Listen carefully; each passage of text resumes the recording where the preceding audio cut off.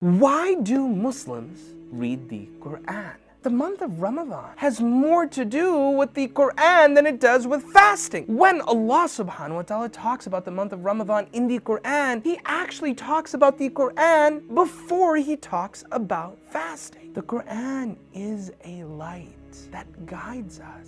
It shows us right from wrong. I think we just lost power from the snowstorm. I can't see anything, says Asad. It's scary when you can't see where you are. This is just our hallway, says Dad. Dad steps on a Lego and leaps back, grabbing his foot.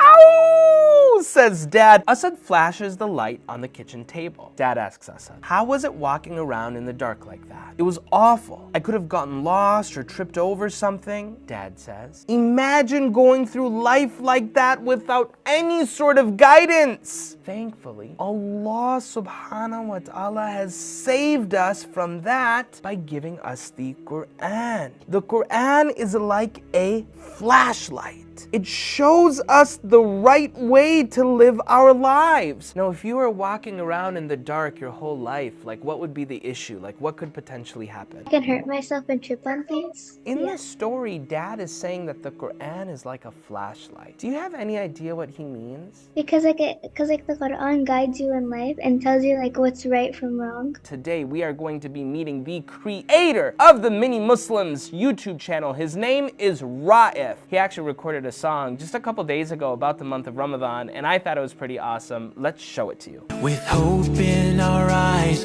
we search through the skies, waiting for our old friend.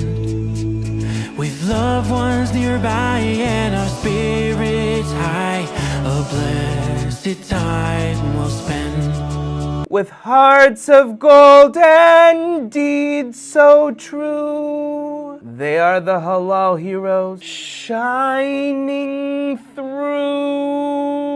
Qur'an loving Muslim ninjas, Qur'an loving Muslim ninjas, Qur'an loving Muslim ninjas. Inside the mosque they recite and they pray. When did you start? And the reason why I'm asking is like for young viewers who are watching right now, they're probably thinking to themselves like, hey, what are tangible things I could do right now for me to sharpen my skills and like put myself in a place where someday I could follow in your footsteps? I think the best thing for any artist to do is to make more art, and to do it without expecting an audience. As an artist, whether you're painting or creating music, or even if you're cooking or writing a book, what you want to do is to create your art. The more mistakes you make, the better your art's going to be. Not to worry so much about what others think about your art. You know, I teach storytelling, and we're trying to teach more storytellers, and they're like, Amin, how do you teach, how do you tell stories? And it's like, well, here's a secret. You just have to tell more stories. The more you tell it, the better you get, right? The more you practice, the better you get.